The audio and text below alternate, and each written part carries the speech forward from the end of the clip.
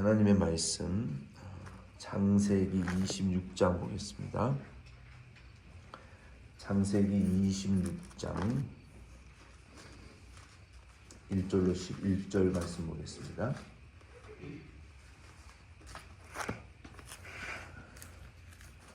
창세기 26장 1절로 11절 말씀 같이 읽겠습니다. 아브라함 때에 첫 흉년이 들었더니 그 땅에 또 흉년이 들매 이삭이 그랄로 가서 블레셋 왕 아비멜렉에게 이르렀더니 여호와께서 이삭에게 나타나 이르시되 애굽으로 내려가지 말고 내가 네게 지시하는 땅에 거주하라. 이 땅에 거류하면 내가 너와 함께 있어 네게 복을 주고 내가 이 모든 땅을 너와 네 자손에게 주리라. 내가 네 아버지 아브라함에게 맹세한 것을 이루어 내 자손을 하늘의 별과 같이 번성하게 하며 이 모든 땅을 내 자손에게 주리니 내 자손으로 말미암아 천하 만민이 복을 받으리라. 이는 아브라함이 내 말을 순종하고 내 명령과 내 계명과 내 율례와 내 법도를 지켰음이라 하시니라. 이삭이 그랄에 거주하였더니 그곳 사람들이 그의 아내에 대하여 물으매 그가 말하기를 그는 내 누이라 하였으니 리브가는 보기에 아리따움으로 그곳 백성이 리브가로 말미암아 자기를 죽일까 하여 그는 내 아내라 하기를 두려워함이었더라. 이삭이 거기 오래 거주하였더니 이삭이 그 아내 리브가를 껴안은 것을 블레셋 왕 아비멜렉이 창으로 내다본지라. 이에 아비멜렉이 이삭을 불러 이르되 그가 분명히 내 아내거늘 어찌 내 누이라 하였느냐. 이삭이 그에게 대답하되 내 생각에 그로 말미암아 내가 죽게 될까 두려워하였음이로다. 아비멜렉이 이르되 내가 어찌 우리에게 이렇게 행하였느냐. 백성 중 하나가 내 아내와 동침할 뻔하였도다. 내가 죄를 우리에게 입혔으리라. 아비멜렉이 이에 모든 백성에게 명하여 이르되 이 사람이 그의 아내를 범하는 자는 죽이리라 하였더라. 아멘. 창세기 26장 전체의 말씀은 이삭의 번성에 대한 말씀이 기록이 되어 있습니다. 1절로 11절 말씀에 보면은 하나님께서 이삭에게 육신의 양식보다는 하나님의 약속 안에 머물 것을 요구하셨어요. 1절 말씀에 이삭의 때에 첫 흉년이 들었는데 먼저 아브라함의 때에 그 첫 흉년이 들었던 사실을 먼저 기록하고 있어요. 아브라함의 때에 첫 흉년이 들었더니 아브라함이 애굽으로 양식을 찾아 내려갔던 창세기 12장 3절 이하의 말씀에 보면은 그리고 그곳에서 큰 위기를 당하게 됩니다. 가정에 큰 위기가 들어왔어요. 이 약속의 자녀들은 하나님의 약속을 벗어날 때 가정의 위기가 옵니다. 그때 하나님의 약속을 다시 받고 아브라함이 하나님을 찾고 하나님께 제사 드리는 중심으로 이제 다시 돌아갔는데 이 이삭도 똑같이 아버지와 같이 똑같은 실수를 하게 됩니다. 이 흉년이 들어서 먹을 것이 없어지자 이 이삭이 거주하는 땅은 사막이에요. 사막, 모래예요. 그래서 물을 많이 저장하거나 또 농사짓기에 좋은 땅이 아니에요. 그래서 흉년이 들었기 때문에 이 먹을 양식을 가지고 찾기 위해서 애굽으로 이제 내려갔어요.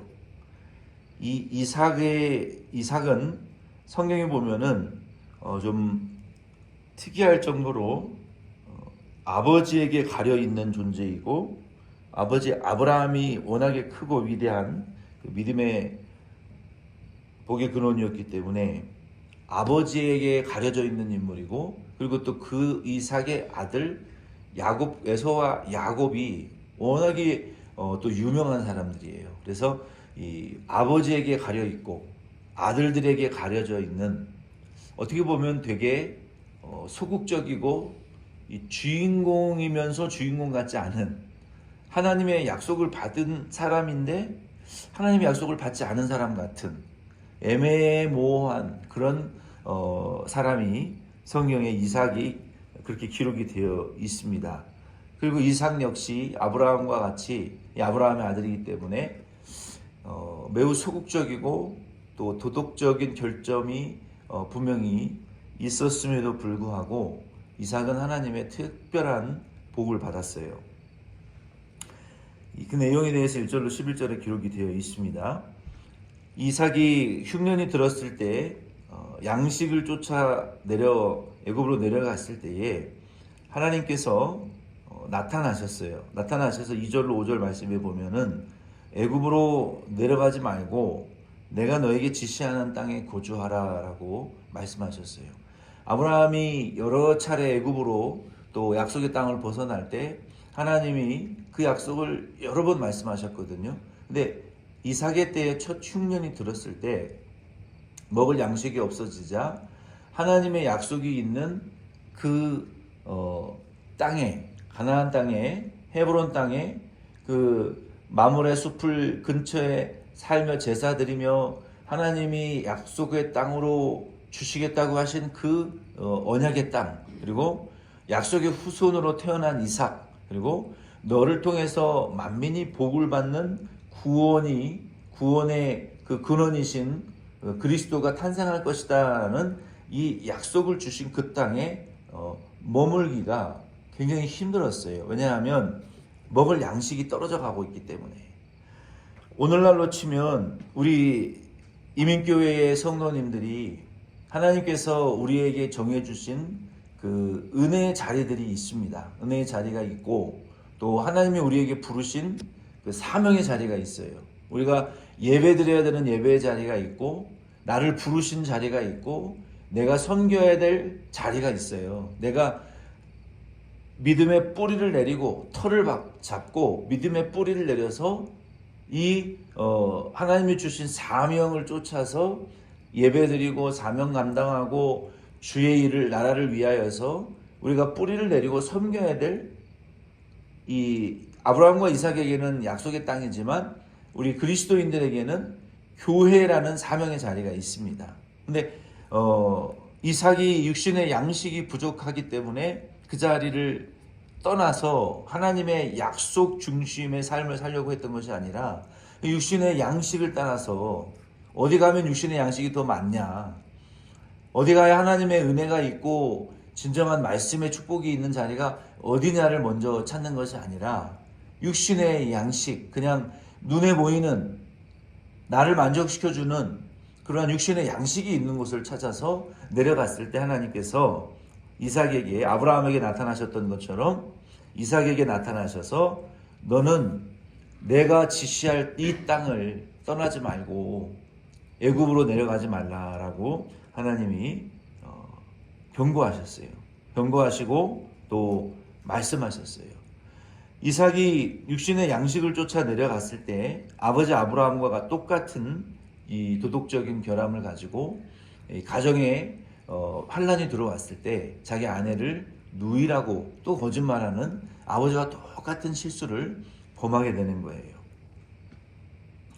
그때 하나님께서 아비멜렉의 마음에 아브라함에게 그렇게 하셨던 것처럼 이 아비멜렉이 아브라함 때도 아비멜렉이고 이삭의 때도 아비멜렉인 것은 이 왕호예요. 왕호. 우리가 한국에서도 이 조선 이씨가 왕족의 성을 따라서 조선 이씨가 계속 왕이 되었던 것처럼 이 애굽의 왕도 아비멜렉의 왕족이기 때문에 뭐 아비멜렉 1세, 아비멜렉 2세, 아비멜렉 3세, 그래서 왕명은 계속 아비멜렉이에요. 아브라함의 아내를 취하려고 했던 그 아비멜렉이 똑같은 동일 인물이 아니라 이 왕족의 명칭을 따르는 아비멜렉의 왕족의 또 다른 왕이 아브라함의 때에도 그 아브라함의 아내를 탐을 냈는데 이제 이삭의 아내도 너무 미모가 출중했기 때문에 그 아내를 빼앗을까봐 이삭이 두려워서 누이라고 이 거짓말을 한 거예요. 이것을 보면 이삭이 하나님에 대한 경외와 하나님의 주권에 대한 믿음으로 충만했던 것이 아니라 그저 인간의 두려움으로 가득 차 있었던 거예요. 우리도 믿음이 약해지고 우리가 하나님의 약속에서 떨어져 나가게 되면 우리의 눈에 제일 먼저 들어오는 것은 이 하나님에 대한 두려움과 하나님의 주권에 대한 것이 아니라 그냥 눈에 보이는 사람이 눈에 들어오기 시작하는 거예요. 그래서 이삭이 이러한 실수와 도덕적인 결함을 이제 보여주었어요.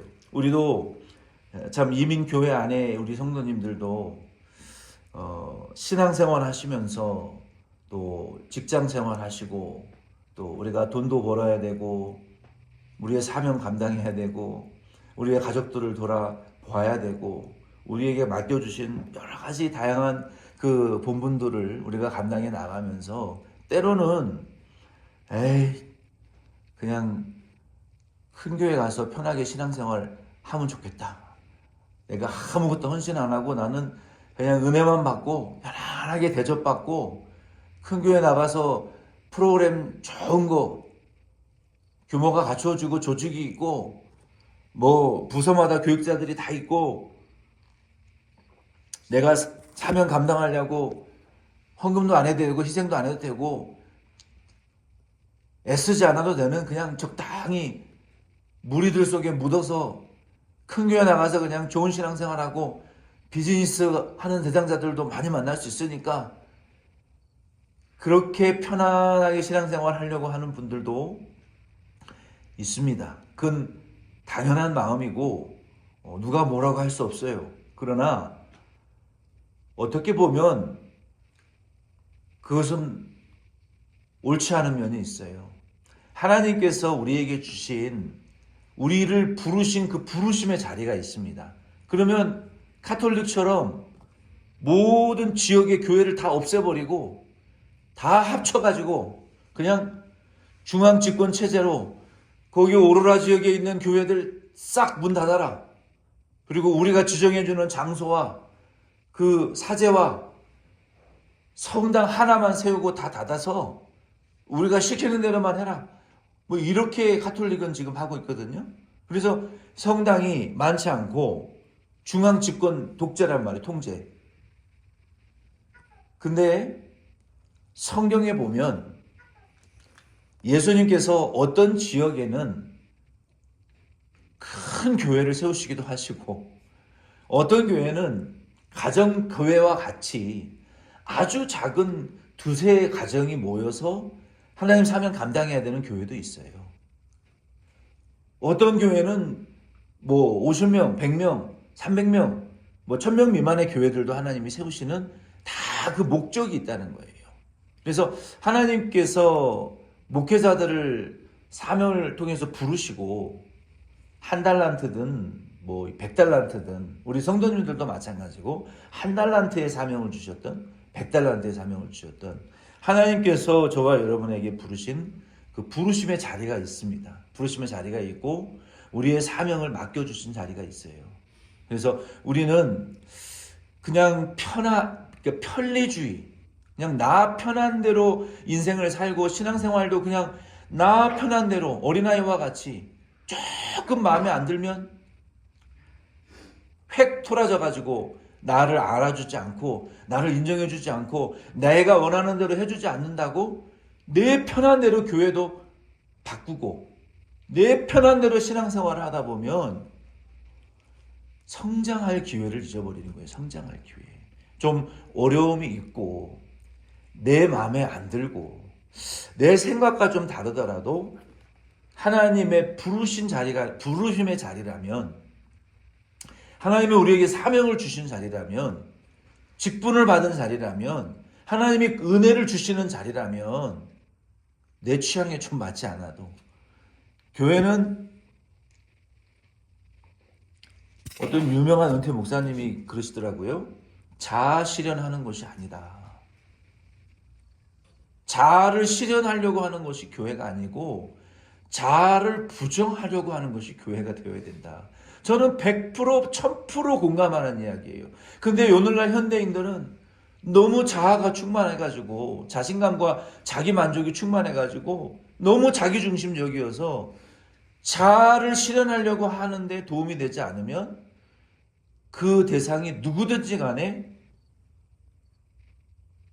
자기중심적으로 움직인다는 거예요. 교회도 마찬가지예요. 자아를 실현하려고 하지 말고 예수님을 본받으려고 하고 사명을 이루어드리려고 하고 내게 맡겨주신 자리에서 자기 한 달란트의 적은 일에 이 충성하려고 하는 것이 하나님의 아브라함과 이삭에게 내가 너에게 지시할 땅에 거하라고 하신 말씀을 순종하는 거예요. 그냥 조금 흉년 들었다고 어렵다고 내 맘에 안 든다고 내 맘에 드는 곳에 교회를 여기저기 찾아다녀 보세요. 평생 잠자리 교인만 되는 거예요. 평생 그라스하퍼, 처치 하핑, 메뚜기처럼 여기 조금 있다가 푸르르 날아가가지고 또 거기 조금 있다가 푸르르 날아가가지고 여기서 마음에 안 들면 거기서도 마음에 안 들어요. 많이 하핑 해보셨잖아요. 세상에 마음에 드는 교회는 없어요. 그래서 하나님이 애굽에게 이삭에게도 내가 내게 지시할 땅을 머물러 있어라. 그곳에서 맡겨주신 달란트에 충성해라. 그리스도인들은 그래서요. 흉년과 같이 우리의 인생에 정말 먹을 양식이 다 떨어지고 통장의 잔고는 마이너스가 되고 체크는 바운스가 나고 내야 될 고지서는 날라오고 돈은 안 벌리고 그래도 내가 신앙생활 해야 되고 충성하고 헌신하고 사명 감당해야 되느냐 하셔야 됩니다. 하나님이 우리에게 주신 자리, 맡겨주신 자리를 떠나시면 안 되는 거예요. 아멘이십니까? 주님이 만약에 맡겨주신 것이라면 그게 교회가 작든 크든 숫자가 많든 적든 주님이 가라고 하시기 전까지는 떠나시면 안 되는 거예요. 내 마음대로 자리를 옮기시면 안 되는 거예요.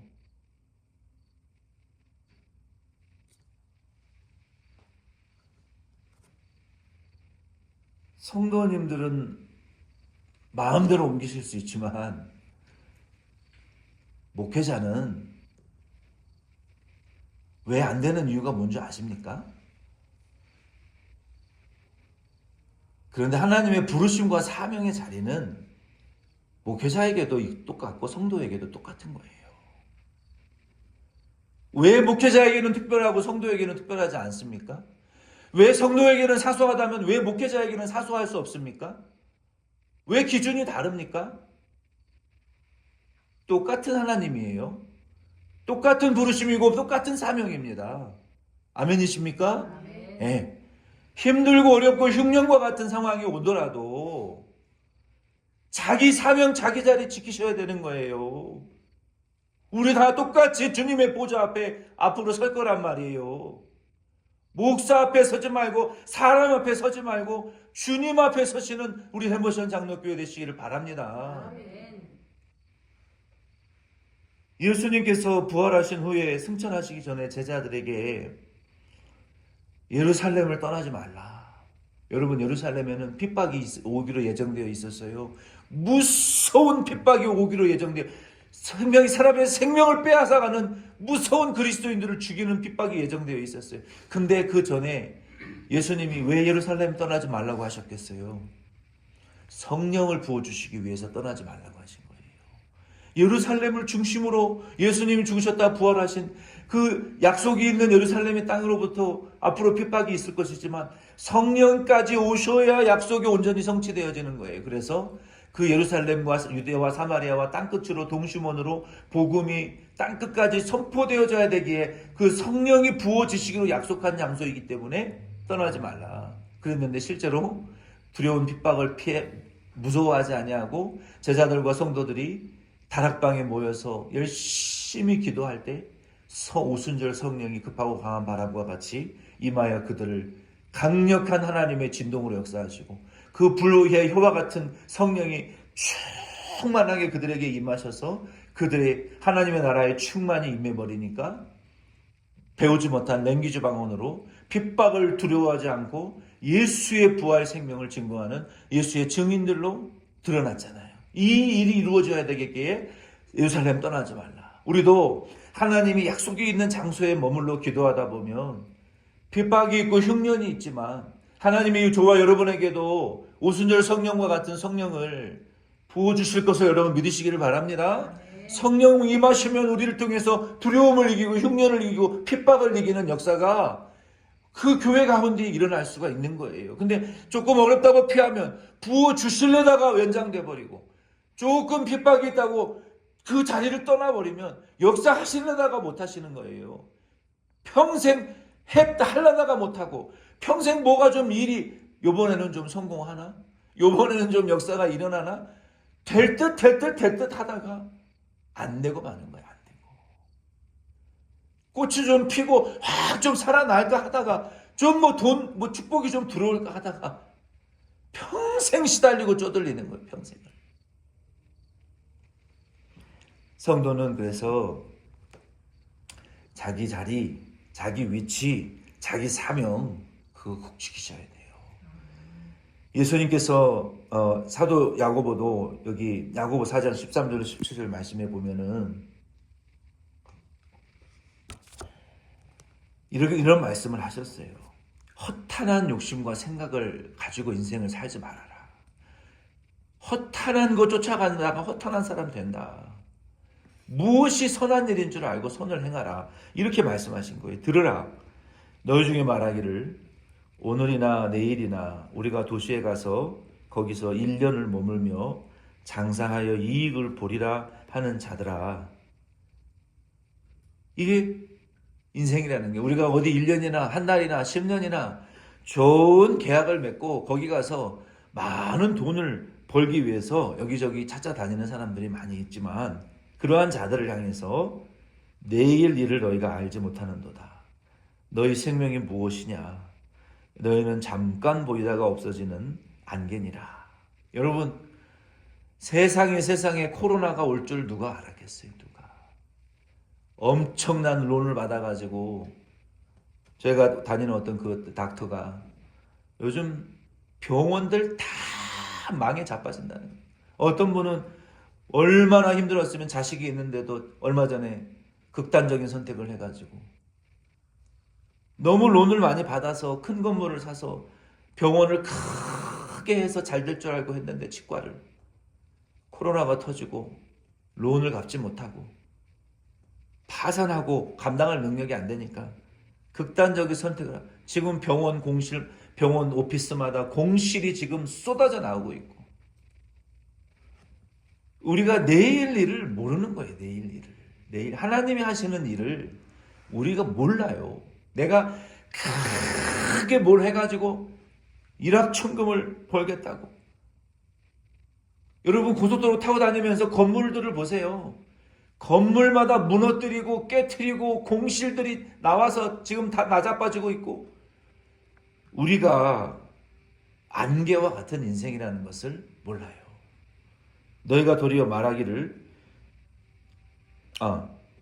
너희가 알지 못하는데도 너희 생명이 무엇이냐? 너희는 잠깐 보이다가 없어지는 안개니라. 너희가 도리어 말하기를 주의 뜻이면 우리가 살기도 하고 이것이나 저것을 하리라 할 것이거늘 이제도 너희가 허탄한 자랑을 하니 그러한 자랑은 다 악한 것이라. 이게 악이라는 거예요. 이게 악, 인생의 악. 평생을 껄 이렇게 하면 좋았을 걸 계속 후회만 하는 거 돈을 쫓아다니고 허탄한 목적을 쫓아다니다가 이렇게 했었으면 좋았을 걸 후회만 하다가 사는 죽음 인생이 그 안개와 같은 허탄한 인생이라는 거예요. 차라리 그럴 시간에 그 돈과 그 열정과 그 열심을 선한 복음을 위하여 선한 일을 위하여 썼으면 선한 일을 위하여 투자했으면 선한 일을 위하여 노력했으면 얼마나 선한 열매들이 많이 맺혔겠느냐는 거예요. 이번에도 그 BTS의 그 우울증을 겪었던 그 청년이 50억을 자폐증 겪는 사람들을 위해서 병원을 세워달라고 기부하는 거 얼마나 선한 일입니까? 자기를 위해서 카지노에서 50억을 땡겼으면 하루아침에 돈이 날아갔을 텐데 자폐증 환자를 위하여 나라도 못하는 일을, 나라도 투자하지 못하는 일을 그 방탄소년단이 그 한 사람이 선한 일을 위해서 희생을 하니까 뉴스거리가 되고 자폐아를 가지고 있는 부모, 형제, 가족들에게 얼마나 큰 선한 영향력을 미치냔 말이에요. 그러나 우리가 믿는 예수 그리스도의 선이라는 것은 그러한 선의 척도를 뛰어넘는 지옥 갈 영혼을 구원해내는 선한 영향력이 있는 복음입니다. 우리가 맨날 자기를 위해서 실패하고 후회하면서 껄껄껄 하면서 사는 인생은 자기를 위해서는 모든 것을 할 수 있는 그러한 인생이지만 결국은 안개와 같이 껄껄껄 하다가 끝나는 게 인생이라는 것이죠. 그러므로 사람이 선을 행할 줄 알고도 행하지 아니하면 죄니라. 그러한 허탄한 인생은 악이라는 거예요. 하나님 보실 때. 열매 없는 일이기 때문에 악한 거예요. 하나님의 나라의 보상을 못 받는 일이기 때문에 아무리 많은 것을 해도 그거는 악한 거예요. 그렇지 않아요? 부모가 자녀에게 돈을 주었는데 망할 사업을 위해서 그렇게 목을 메고 달려가는 것을 뻔히 알고 보는 부모는 그게 악한 거예요. 그게 미련한 거란 말이에요. 그런데 성장할 사업을 위해서 투자하고 부모가 봤을 때는 보이는 거거든요. 사업가가 봤을 때는, 성공한 사람들이 봤을 때는 보이는 거거든요. 무엇이 선한 일입니까? 망하고 멸망받을 일을 위해서 아무리 좋은 것을 투자해 보세요. 그게 악이라니까요. 좋은 일을 위해서 1센트를 투자해도 그거는 선이에요. 하나님 보실 때는. 하나님 보실 때는 뭐가 선입니까? 복음을 위해서, 하나님 세우신 교회를 위해서 투자하고 헌신하고 교회를 위해서 사명 감당하고 흉년이 오고 어려움이 와도 자기의 자리를 지켜나가고 사명을 지켜나가는 것이 하나님의 입장에서 보실 때에는 이게 선이라는 거예요. 아멘이십니까? 아멘. 불타 없어질 것을 위해서 투자하지 마세요. 그걸 알고도 안 하는 것도 악이라는 거예요. 그러므로 우리는 선을 행할 줄, 무엇이 선인 줄을 아시고 무엇이 영원한 것인 줄을 아신다면 선을 위하여, 영원한 것을 위하여 우리의 인생이라는 시간을 투자하시고 그 자리에 서셔서 그 자리에 머무르시면서 하나님의 약속이 있고 지시함이 있는 그 땅에 머무르시면서 주신 한달란트 사명, 주님의 부르심의 사명을 감당해 나가실 수 있는, 제가 여러 차례 말씀을 드렸죠. Friends come and go. 사람들은 교회에 오기도 하고 떠나기도 해요. 올 때는 기쁘지만 떠나면 피눈물이 나는 거예요.